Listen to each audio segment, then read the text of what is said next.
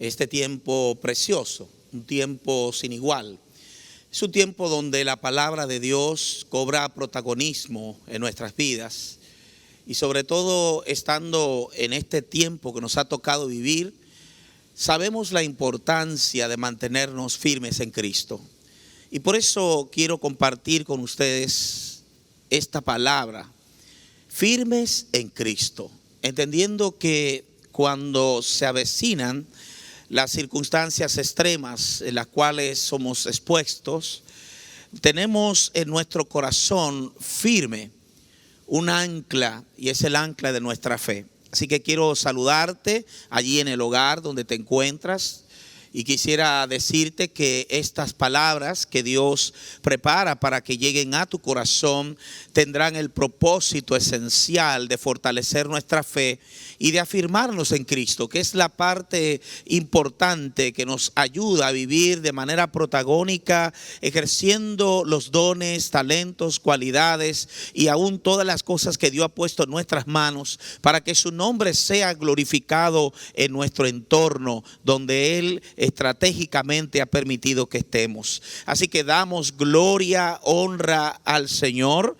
y hoy nos preparamos para disfrutar en un ambiente de familia desde esa perspectiva estratégica en la cual Dios te ha colocado para que desde allí esta palabra siendo encarnada en nosotros pueda producir el fruto por lo cual Dios la envía. Así que queremos iniciar con una lectura de Segunda de Pedro, capítulo 3, una carta impresionante basada en las declaraciones contundentes de un hombre de Dios que no solamente fue probado, sino que también demostró una fe firme en Cristo hasta el punto de padecer y aún morir por causa de su nombre.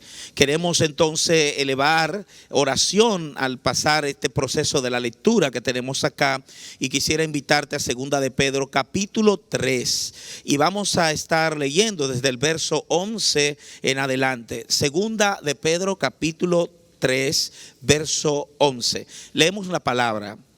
Puesto que todas estas cosas han de ser deshechas, ¿cómo no debéis vosotros andar en santa y piadosa manera de vivir, esperando y apresurándoos para la venida del día de Dios, en el cual los cielos encendiéndose serán deshechos y los elementos siendo quemados se fundirán? Verso 13, pero nosotros esperamos, según sus promesas, cielos nuevos y tierra nueva, en los cuales mora la justicia. Por lo cual, oh amados, estando en espera de estas cosas, procurad con diligencia ser hallados por Él sin mancha e irreprensibles en paz. Y tened entendido que la paciencia de nuestro Señor es para salvación, como también nuestro amado hermano Pablo, según la sabiduría que le ha sido dada, os ha escrito casi en todas sus epístolas, hablando en ellas de estas cosas, entre las cuales hay algunas difíciles de entender. Dice el apóstol Pedro, las cuales los indoctos e inconstantes tuercen, como también las otras escrituras para su propia perdición.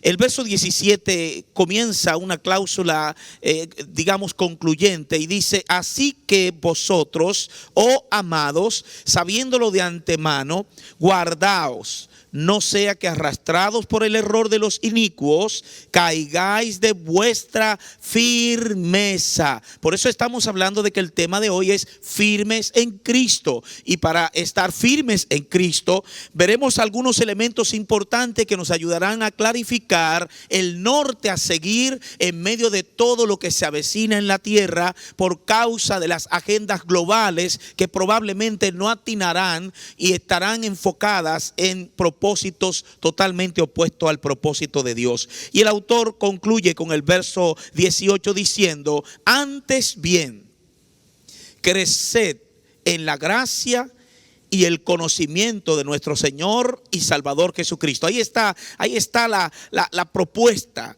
A Él sea, a Cristo, nuestro Señor y Salvador, sea la gloria ahora y hasta el día de la eternidad. Amén. Padre, te damos gracias por tu palabra leída. Gracias porque eres tú quien ha puesto en nosotros por tu espíritu una palabra viviente que germina fruto y que produce una transformación poderosa en aquellos que somos tus hijos. Te pedimos para que esta palabra, Señor, brote en cada uno de nosotros de tal manera que produzca el impacto de transformación que te ha propuesto para nuestras vidas. Padre, gracias. Estamos aquí para escuchar tu voz. Señor, me rindo a tu propósito y te pido, Señor, que me uses a través del poder de tu Espíritu Santo, poniendo palabras de autoridad, palabras de amor, palabras de edificación, palabras de certeza, de firmeza, palabras poderosas por el Espíritu, para que lleguen a lo más profundo de aquellos que le escuchan, para que sean abiertos nuestros ojos, Señor, y veamos al Rey de Gloria y comprendamos la magnitud de tu propósito en nosotros. Señor, gracias, porque sabemos de antemano que tú nos hablas y que hoy escuchamos tu voz para ponerla por obra. Muchas gracias en el nombre poderoso de Cristo Jesús. Amén y amén. Es interesante encontrarnos con una carta como esta, en la cual el apóstol Pedro, desde el capítulo 3, iniciando con esta parte, dice que esta es la segunda carta que os escribo, y en ambas despierto con exhortación vuestro limpio entendimiento. Creo que una de las cosas esenciales que ocurren en el tiempo en que nos ha tocado vivir es tener un entendimiento limpio. El entendimiento limpio tiene que ver exactamente con un entendimiento que ha sido redimido y de alguna manera ha sido pulido por las verdades eternas de una palabra que produce en nosotros el impacto que nuestra mente necesita. Así que cuando nosotros tenemos un entendimiento limpio, no lo tenemos porque nosotros lo hemos limpiado por nosotros mismos, sino más bien que nos hemos expuesto a ser no solo promisorios de una palabra que hemos creído, sino también a ejercitarnos en esta palabra viviente, para que esta palabra pueda continuar quitando todo escollo, todo elemento negativo que pudiera estar allí, impidiendo que nuestra mente esté alerta, que estemos pendientes de las verdades eternas en un momento crucial donde las mentiras están gobernando los territorios de la tierra y donde la manipulación psicológica, los estrategas sociológicos están tratando de lograr. Hoy nosotros nos acercamos a esta palabra y vemos cómo el apóstol Pedro nos hace a nosotros ver la importancia de enfocarnos en mantener nuestra mente alerta, y no solo alerta, sino también pendiente de la realidad de lo que Cristo ha hecho posible. De manera que teniendo presente su obra y teniendo presente al Dios de la obra, entonces nosotros podremos enfrentar las adversidades, porque nuestra mentalidad no solamente ha sido limpiada, sino que ha sido empoderada para poder caminar por encima de los absurdos de la vida y de las filosofías humanas huecas y sutiles de la tierra. Por eso el texto nos dice, para que tengamos memoria de las palabras que antes han sido dichas por los santos profetas, y del mandamiento del Señor y Salvador, apelando a Cristo, dado por nuestros apóstoles, sabiendo primero esto, dice, que en los últimos días vendrán burladores andando según sus propias concupiscencias. Así que esta realidad nos lleva a entender que una persona burladora es aquella que, teniendo una intención totalmente errónea, se acerca para tratar de hacer visible una realidad negada. Quiere decir que la verdad está en sus ojos, pero esta persona, al no entenderla, no discernirla espiritualmente, la utilizará para emitir, digamos, burlas, para emitir declaraciones que pongan en entredicho la verdad eterna de Dios. Estos burladores son manejados por su propia concupiscencia. Quiere decir que desde adentro, desde su propia naturaleza caída, surge su burla. Su burla es simplemente la manifestación visible de una persona que no tiene a Cristo, que en el fondo, aunque tenga un traje puesto, aunque se haya disfrazado de aparentemente ser un creyente de Dios, su intencionalidad está movida por su condición de naturaleza. A la luz de esto, el autor nos está diciendo que en estos últimos tiempos nos tocará vivir de una manera impresionante todo lo que implicará el error de los inicuos, aquellos que intentan pervertir la verdad y hacer de ella una burla pública. ¡Wow! ¡Qué impresionante! Pero el autor no solamente nos declara de que andan según esa propia concupiscencia, sino que dice que estas personas cuestionarán el advenimiento de Cristo. ¿Por qué cuestionarán el advenimiento de Cristo? Porque hoy el mundo se prepara no solo para trabajar en contra de la verdad, sino también hacer de una forma sutil que una persecución a la iglesia del Dios viviente en la tierra aparentemente se convierta en otra cosa. Como esos estrategas inflados por demonios están tratando de hacer que los demás no vean la verdad dentro del error, y su intención macabra, que ha sido descubierta por Dios antes de los tiempos, entonces ha sido puesta en evidencia por una palabra viviente y pertinente que nos invita a mantenernos firmes en Cristo. Este texto nos está diciendo que no solamente ponen en tela de juicio la realidad del advenimiento, sino que más bien el verso 5 declara: ignoran voluntariamente que en el tiempo antiguo fueron hechos por la palabra de Dios los cielos y también la tierra. Aquí te está dando características diciéndote que no van a ser personas que creen en un Dios creador, sino que tendrán como fundamento los aspectos misteriosos de lo que nosotros llamamos la evolución, que viene a resultar en una propaganda tan bien pagada y tan bien diseñada que ahora los niños andan con los juguetitos de los dinosaurios y broncosaurios y tiranosaurios y todos los saurios que quieran inventar como si fueran reales, y nosotros lo permitimos sabiendo que la evolución desde esa perspectiva no solo era atea, sino también diabólica y animal. A la luz de esto, nos toca a nosotros desmontar estas cosas. Nos toca a nosotros enfrentar con la verdad, con la pasividad de Cristo, con aquella templanza que le caracterizó y con el poder del Espíritu en nosotros, con una autoridad que viene del cielo, que es por encima de toda autoridad humana, ejercer en el Espíritu todo aquello que nos toca como hijos en un tiempo crucial donde la iglesia tiene que ser levantada. Ahora bien, el autor nos dice una verdad contundente que la repetirá no solo dentro de esa perspectiva del contexto, sino que en toda la palabra encontramos estos asuntos bien planteados. Y dice que los cielos y la tierra que existen ahora están reservados por esa misma palabra poderosa que sostiene toda la creación, guardados para el fuego en el día del juicio y de la perdición de los hombres impíos.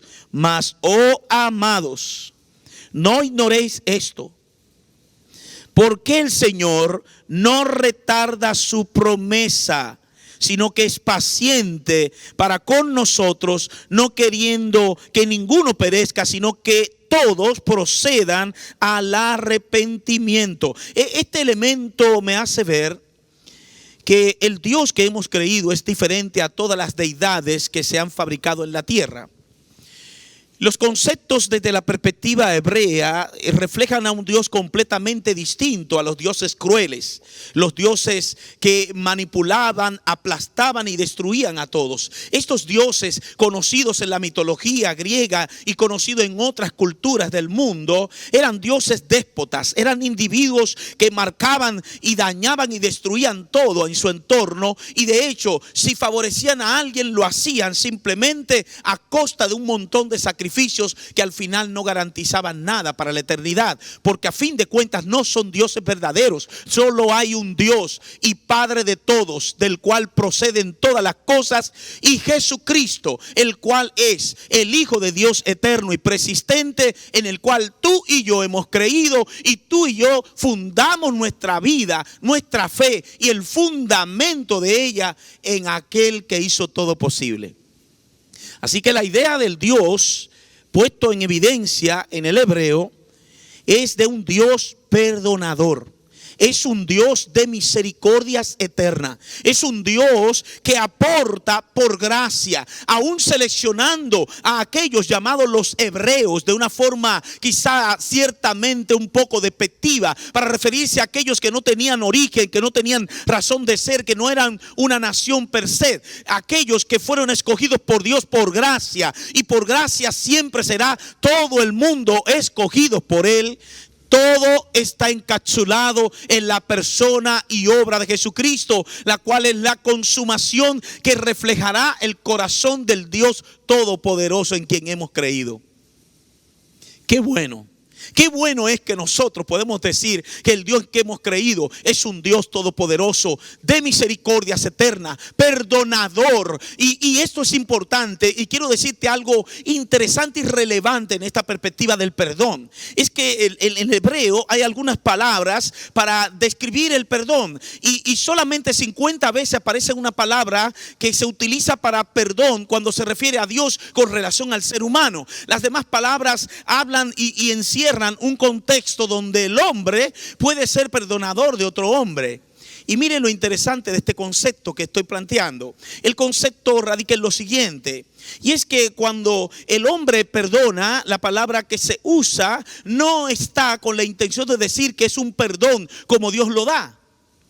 Y yo recuerdo que hay gente que cuando tú dices, mira, perdón, y te dicen, no, los hombres no perdonan, el único que perdona es Dios. Pero el perdón que nosotros otorgamos, la palabra lo declara de esta manera: es un perdón de descargar o de hacer ligero el pecado del otro. Quiere decir que cuando alguien comete una falta contra mí y yo le otorgo el perdón, yo le estoy cargando su falta para que su falta sea aminorada. No disminuyo, solo disminuyo el impacto de lo que le ocasionaría el haber violentado un principio eterno para cometer un pecado contra mí. Así que cuando yo le perdono, le liberto de su culpa y me coloco en la posición para cargar junto con aquello que realmente él cometió. Por lo tanto, yo solamente lo que hago es como cargar o simplemente aliviar la carga de su falta. Pero cuando Dios perdona, el término del perdón que Dios otorga involucra una desaparición completa de aquellos que nos condenaba. O sea que cuando Dios ejerce el perdón en Cristo, todos tus pecados fueron perdonados. Y esos pecados que fueron perdonados desde una perspectiva donde Dios es eterno y nosotros somos temporalmente diseñados con el propósito de vivir en la tierra, pero para la eternidad. Así que yo uso un término que usted puede investigar, y es el término evi eterno. Eso quiere decir que tuvimos un principio cuando Dios nos hizo y estamos diseñados para la eternidad. Pero si el hombre pecó por causa de su naturaleza y peca por causa de la misma, entonces en Cristo sus pecados son borrados, sus pecados condenatorios lo llevarán hacia una destrucción eterna. Pero en Cristo ha sido rescatado, redimido, comprado legalmente para ser aplicada la justicia imputada de Dios, que solo Cristo hace posible y no tiene que ver con aspectos religiosos de la humanidad. Gloria a Dios por eso. El autor nos está presentando exactamente este cuadro para entonces hablarnos exactamente de lo que estamos conversando. Y todo esto era parte introductoria del tema, puesto que en el verso 11 dice lo siguiente el apóstol Pedro: puesto que todas estas cosas han de ser deshechas, los cielos y la tierra, etcétera, ¿cómo no debéis vosotros andar en santa y piadosa manera de vivir? Y yo creo que sí, es que cuando comprendemos la naturaleza de Dios, y nos damos cuenta de su perfecta redención hacia nosotros, no es para nosotros sentir tanta seguridad como para pecar y entregarnos al pecado. No es para mantener un libertinaje en la libertad lograda. No, déjame decirte algo. Lo que pasa es que cuando somos libertados en Cristo tenemos una diferencia al que es libertino. Te explico lo siguiente. Cuando una persona no entiende la libertad en Cristo, se puede equivocar. Ser libre no es hacer todo lo que yo quiero. Ser libre es hacer solo lo que me edifica, lo que me conviene y lo que no me gobierna o me domina. Quiere decir entonces que yo soy libertado de mi propia condición llamada concupiscencia para ahora poder operar dentro de la libertad gloriosa de un espíritu que está emanando un poder transformador que se llama dinamo. Esa dinamita de Dios implosiva en nuestro interior producirá el hijo y la hija maduro que Dios se propuso desde el principio, cuando en su mente infinita pensó en ti. De manera que cuando un hijo de Dios vive esta realidad, se da cuenta ahora que las cosas no son como parecen, sino más bien que estamos llamados, en la medida en que maduramos y entendemos el propósito de Dios y entendemos su obra y comprendemos la realidad eterna en la cual se encierra todo, entonces tenemos una manera responsable de accionar en la tierra, viviendo apartándonos de todo lo que nos contamina, santa y piadosamente en cuanto a nuestra manera en la cual nos conducimos entre los seres humanos. La piedad es producto de una naturaleza renovada. Por eso muchos que son creyentes actúan como impíos, porque ser creyente no necesariamente significa ser un hijo de Dios. Firme en Cristo en medio de la adversidad, porque los tiempos que vienen son peligrosos. Porque las cosas que acontecerán en la tierra, aunque usted ahora mismo no lo sepa, van a remover las estructuras en las cuales usted descansó su fe. Eso quiere decir que nosotros tenemos que prepararnos para algo más terrible que una pandemia, entre comillas. Tenemos que prepararnos para algo más terrible que un hecatombe económico, financiero, global que se avecina. Tenemos que prepararnos inclusive para todo lo que pudiera venir para amenazar el entorno familiar y hacer de nosotros personas completamente intimidadas por un sistema que no solamente prohibirá que nosotros hagamos cosas y que ya están planteadas y que legalmente fueron trabajadas desde hace mucho tiempo, sino, pregúntemelo. Y nosotros estamos llamados a responder simplemente esta palabra a todo el que nos pregunte de hoy en adelante: ¿cómo estás? Y yo le diré: firme en Cristo. Porque no hay otra manera, no hay otra forma posible en la cual responder ante la amenaza de lo que se avecina en la tierra.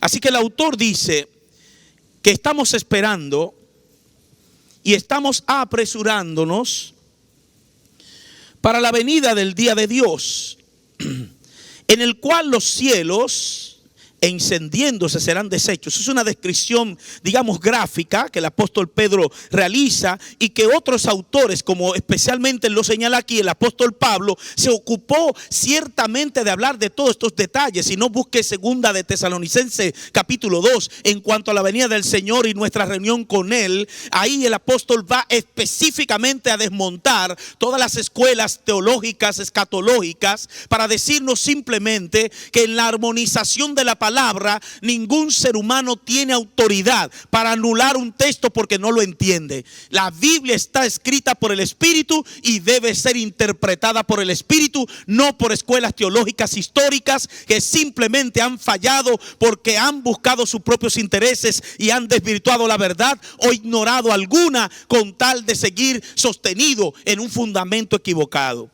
El texto bíblico nos declara: nosotros somos diferentes, no por nosotros mismos, sino por lo que Dios ha hecho posible en nuestras vidas.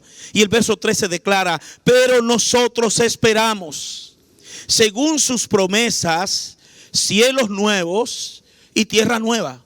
Y esto lo dice también Juan en Apocalipsis, y lo explica con tanta certeza en el capítulo 22 de Apocalipsis. Cuando hablamos de esta nueva Jerusalén que desciende sobre la nueva tierra, por Dios, despertemos y enseñemos las verdades de Dios a la luz de una palabra que va corriendo como un río y que nos establece la verdad para que ningún error pueda hacer ninguna mella con ella. De manera que cuando nos afirmamos en la palabra, no importa lo que venga, estaremos firmes sobre la roca, y la roca es Jesucristo.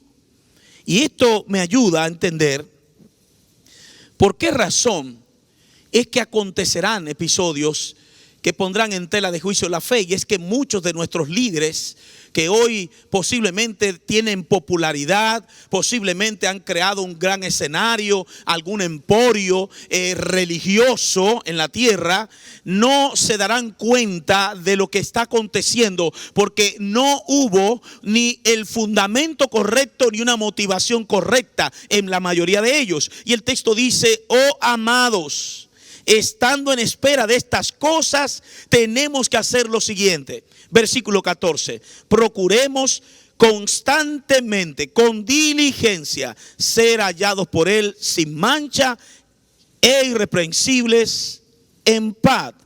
Y estos elementos, se lo doy anticipado, pueden ser posibles por lo que Cristo ya hizo en nosotros. No tiene que ver exactamente con algo que yo puedo lograr por mi propio esfuerzo. Mire, el que cree que está firme, mire que no caiga. Si usted cree que usted ya creció demasiado, es súper espiritual, déjeme decirle, prepárese, porque su caída está pronta por venir. Así que yo en mis debilidades y en mis flaquezas me sostengo en la gracia, y cuando opero en ella reconozco mi pecado, y delante de Dios tengo una actitud correcta para decirle: perdóname, yo necesito ser usado por ti. De manera que yo no tengo ninguna herramienta personal con la cual yo pueda vivir sostenido en esta gracia. Solo es por Él, por causa de Cristo y para Cristo.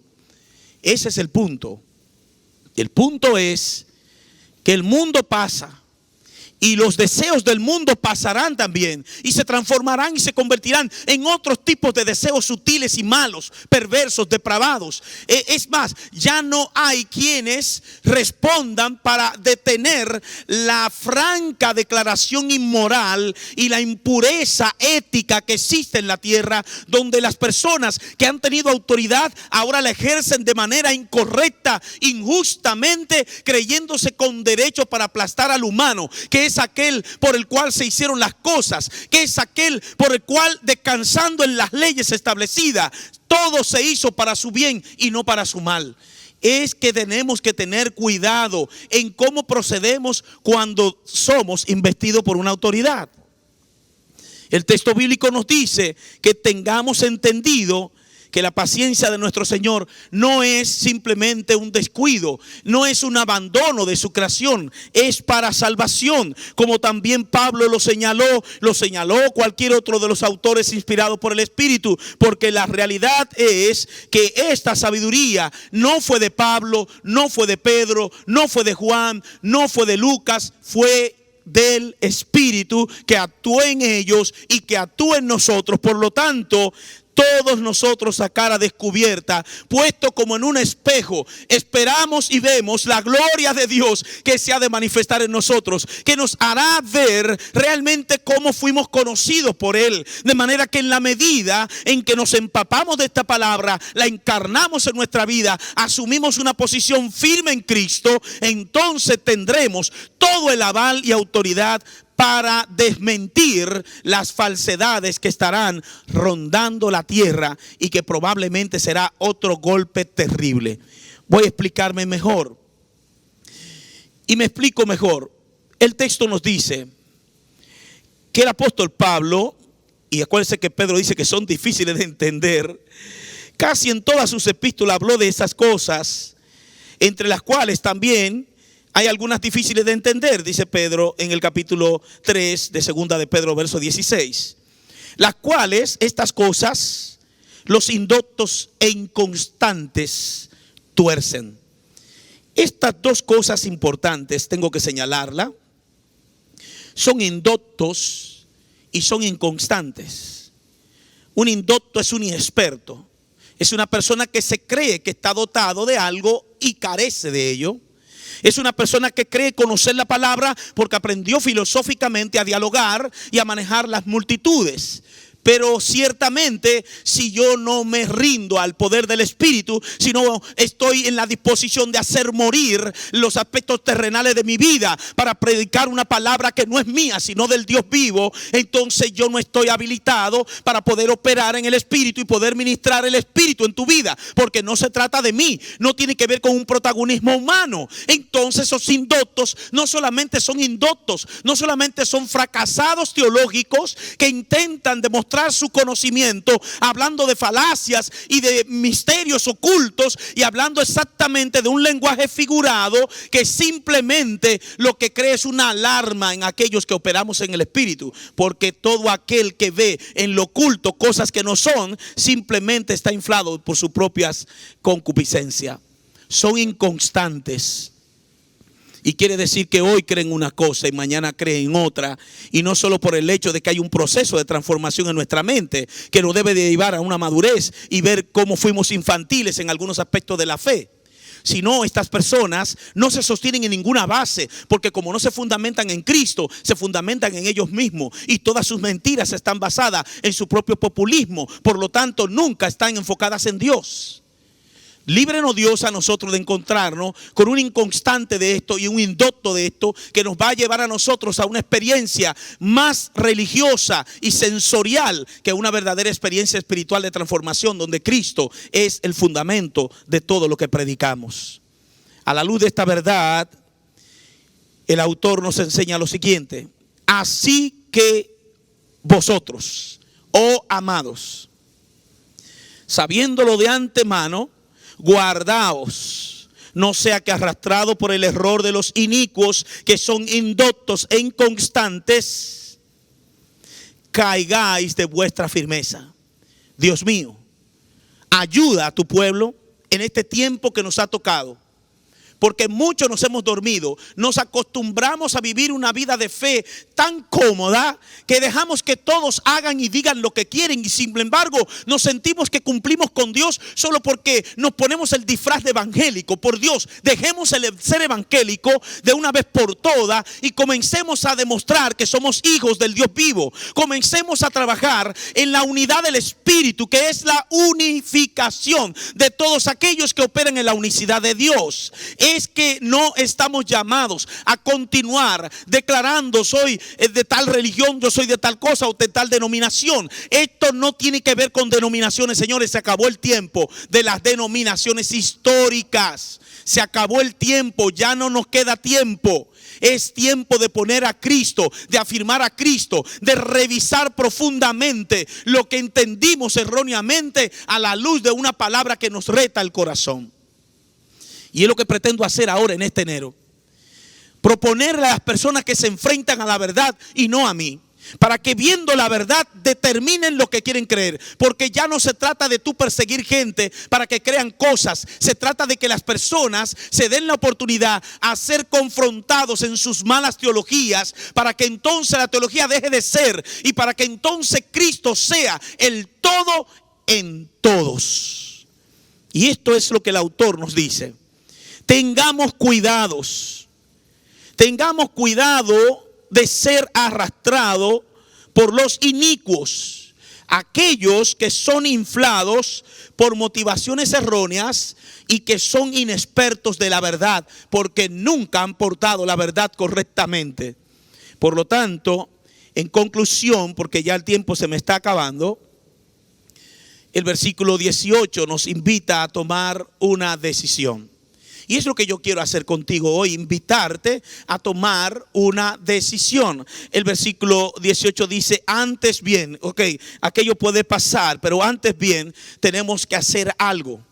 Primero, mantener constancia en la gracia, para vivir de él la gracia, para depender y sostenernos por la gracia, y en la gracia firmes en ella, caminar en el verdadero conocimiento de la persona de nuestro Señor Jesucristo. Ya no se trata de fábulas, de cuentos, de historietas de Sansón y compañía. Sí, son historias, tuvieron su propósito, de hecho, son escritas para nuestra enseñanza. Pero en este momento todo debe apuntar a Cristo, porque todos los cañones del mundo se preparan para atacar la persona de Cristo. Por lo tanto, si tú tienes a Cristo, si tú eres aquel que fuiste transformado por el poder de Dios, levántate en Cristo, porque solo Cristo podrá sostenernos. A la luz de eso, el autor declara: a Él, a Jesucristo, sea la gloria ahora y hasta el día de la eternidad. Así que crecer en la gracia y el conocimiento de nuestro Señor Jesucristo nos conecta con una verdad que el apóstol Pablo reflejó con mucha claridad. El apóstol Pablo dijo ciertamente: y de conocer el amor de Cristo que excede a todo conocimiento. Oye la palabra, ¿no? El amor de Cristo, la expresión de su amor para con nosotros, excede a todo conocimiento. Quiere decir que no hay un conocimiento en la esfera humana que pueda tratar de equipararse o colocarse para ser medible en cuanto a la realidad de Dios en nosotros en Cristo. Por lo tanto, conocer el amor de Cristo, su obra, su persona, lo que Él realmente ha garantizado para tu vida, es nuestro norte a seguir. Puesto los ojos en Jesús, Él es el autor, Él es el diseñador, Él es el que trajo consigo esta fe que ha sido injertada en nosotros por el Espíritu, para que vivamos en Él, y todo lo que hagamos de palabra o de hecho lo hagamos para el Señor. Entonces el autor nos dice que en ese crecimiento en el cual fuimos instalados por la gracia en Cristo. Y debemos de operar en esta gracia, porque por gracia fuimos salvos, y por gracia somos transformados, y por gracia recibiremos un cuerpo inmortal, incorruptible y preparado para lo eterno. Por gracia también fuimos entrados en un sistema de promesas que ahora son cumplimientos en Cristo. Y por gracia entonces la salvación que hemos obtenido también nos sostiene. Por lo tanto, no te intimide por lo que vendrá en la tierra. Vendrán cosas que tambalearán los cimientos religiosos en los cuales descansamos por muchos años. Todas esas historietas y todas esas culturas religiosas históricas deben de estar en su puesto. Son historia. Ahora nos toca a nosotros, como cartas abiertas para ser leídas en la tierra, y que ellos vean el código de Dios en nosotros, representarlo a Él con dignidad, con valor, con firmeza y sobre todo con el Espíritu. Porque si vivimos en el Espíritu, andamos en el Espíritu, operaremos en el Espíritu. Y este es un tiempo precioso en el cual el apóstol Pedro nos invita a poder reflexionar y poder vivir la vida que hemos recibido por gracia. Un momento crucial, un tiempo poderoso en el cual tú y yo fuimos llamados a permanecer firmes. Entonces yo quiero permanecer firme en Cristo. Yo sé que tú también. Así que yo te voy a decir en este momento: tú y yo fuimos escogidos por gracia. Y en la gracia de Dios está nuestra fortaleza. A través de lo que el Espíritu Santo produce en tu vida y en la mía, tú y yo estamos llamados para ser los protagonistas de un tiempo histórico de la humanidad, donde muchas personas apostatarán de la fe, negarán realmente a Cristo y su obra, y nosotros nos mantendremos firmes diciendo: su obra ha sido acabada y terminada, su obra es perfecta y su obra es sin igual, y por lo tanto estamos listos de que en la vida o en la muerte nosotros le pertenecemos a Él, porque fuimos comprados por Él con precio de sangre. Por lo tanto, levántate hoy y dile a tu familia: tenemos que enfocarnos en Cristo. Desde hoy declárale a tu familia: yo estoy firme en Cristo y soy inamovible en la posición en la cual Él me ha otorgado por gracia. Levántate, y los recursos del reino que han sido colocados en tu vida por causa de lo que tienes por dentro tienen que hacerse evidente en un tiempo crucial donde la humanidad se prepara para tratar de hacer sucumbir la verdad y tratar de mantenernos solamente en el terror, en el miedo programado, psicológicamente promovido para que tus defensas sean desactivadas. Ahora levántate y dile a la muerte, levántate y dile a la enfermedad que el Cristo que tú has creído ya venció, derrotó y tiene fecha de caducidad para todos aquellos que se han opuesto a él. Tiempos de restauración, tiempos de levantar al pueblo de Dios, tiempos de la multiplicación, porque aunque haya una gran apostasía y hayan falsos maestros levantados, y aunque haya un sistema que está a punto de iniciar y que ya hicieron pactos y acuerdos globales para arrancarlo, déjame decirte algo, nada de eso podría ser si Dios no lo permite, porque es tiempo de entender que todo el sistema operativo de iniquidad ya está operando hace multitud de tiempo, pero hay algo que al presente lo detiene. Pero cuando eso a su vez se ha quitado, entonces esto tendrá el escenario para poder manifestarlo a toda capacidad. Pero recuérdate de algo, que aquel que te tomó por soldado, te tomó para que vivas para él, para que todo lo que tú hagas, lo haga en él y por él. Así que damos gracias a Dios por esta palabra, y te pido allí donde estás que ores conmigo con una actitud de gratitud a Dios, porque te ha escogido por pura gracia, y que en su gracia, que es más que suficiente, estaremos firmes en Cristo hasta que Él venga y establezca su reino juntamente con nosotros. Así que oremos. Padre, te damos gracias por esta hermosa oportunidad y privilegio que nos concede, porque queremos ver que estos últimos tiempos que ha tocado vivir en la tierra, tú nos escogiste para que estuviéramos aquí.